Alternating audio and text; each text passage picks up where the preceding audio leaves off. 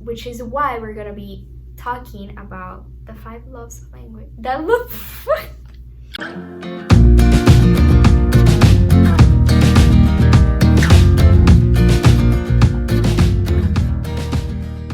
Hi, my name is Shirella. And my name is Mariela. And this is our channel, Ella. Ella. So today you guys get to hear our accents because today will be our first full video in English.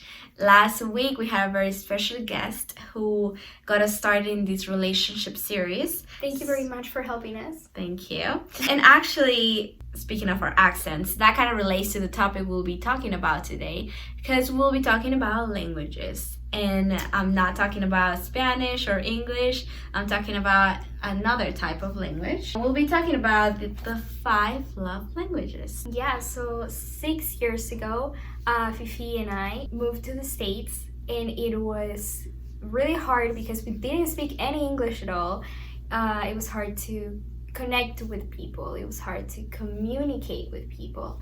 Last week we talked about the 6 C's, and one of them was communication. So now imagine, how would you be able to communicate with somebody? How would you be able to understand and learn more about this person if you're not able to communicate with them? If you're not able to understand them or them to understand you? This is a huge barrier for any type of relationship, which is why we're going to be talking about the 5 languages of love. So if you haven't heard this topic before, or if you've heard it but you didn't pay attention, believe us, it can cause a 180-degree change in your relationship or in your friendship. So give us the next 5 minutes of your day, because the information we're about to give you is gonna change your life. So without further explanation, let's dive into it. Love language number 1. That is words of affirmation. That is my love language. So if you want to make my day, feel free to make a little comment, compliment, thanks, anything in the chat below, the comments. It will really mean a lot. So for the people who speak this language, words mean a lot. For example, you go to school and your teacher tells you that you did a great job. You come home, your dad tells you he's proud of you.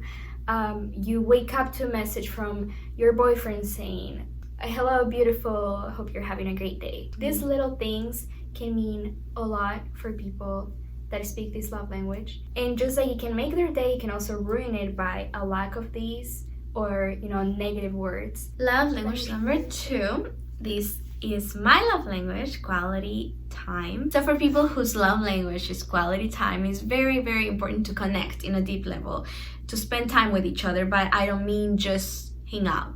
I can hang out with somebody and another 20 people, and that doesn't mean much to me.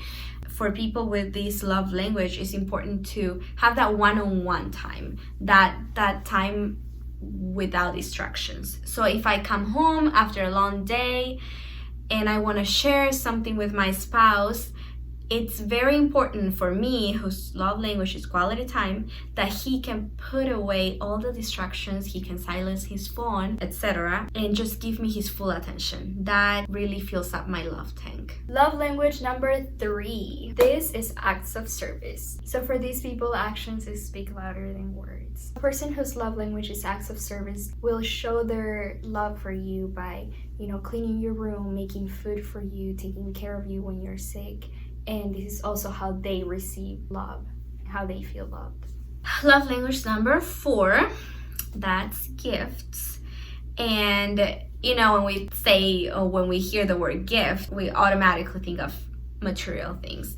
But gift can be more than that. Gifts can mean time. I'm giving you my time out of my busy day. It doesn't have to be something expensive or big, something I made with my own hands, maybe a flower I picked up from my backyard, just giving. Little big things, whatever it is just a big thing for these people. They give and they love to receive as well. That's how they feel love. If it's a random day, it's a random Wednesday, nothing special, not my birthday, not Christmas, but I find this flower on top of my desk from my spouse, that just speaks really loud to me. It means that he was thinking about me during his day, that he doesn't need a special day to show me that he loves me. He just That's it. So that's really important for people whose love language is gifts. So last love language, number 5, physical touch. So this can mean anything from, a hug, a kiss in the forehead,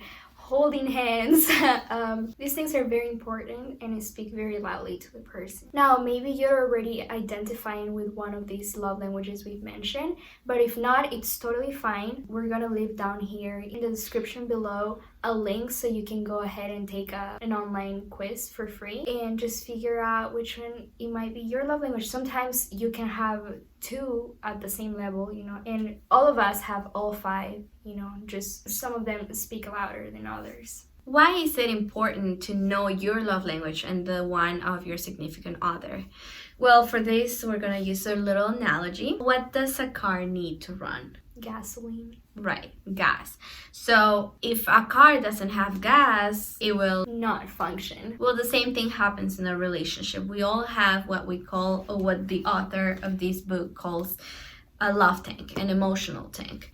And when this tank is empty, we can't move forward. And this is what ends a lot of relationship, unfortunately. So it is very, very important to know how to fill out that tank, how your tank gets filled up, and how your significant other's tank gets filled up so you can help fill it up. Now, like Mariela said, we all have all 5 love languages. We all speak all of them, we all receive all of them. However, there is some that speak louder than others. So that's what this whole thing is about. Knowing which are more important for you so you can use them, or more important to your significant other so you can know how to make him or her feel loved. So we just want to encourage you to explore yourself, figure out which one is your love language and also the one of your significant other so that your guys' communication is more successful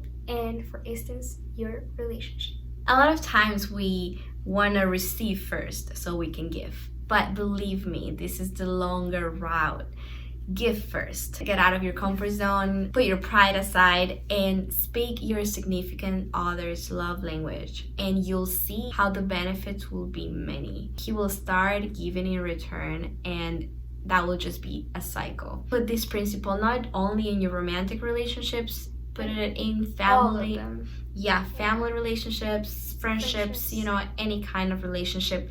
This is just a principle that really works. And can't wait to see how you start experimenting in your own life the benefits of this principle. It worked for us, and we hope that it can help you guys too. Thank you so much for watching. Don't forget to like the video, share it, comment. And we have the part 3 of this series next week, so don't miss it. We'll see you then. Bye.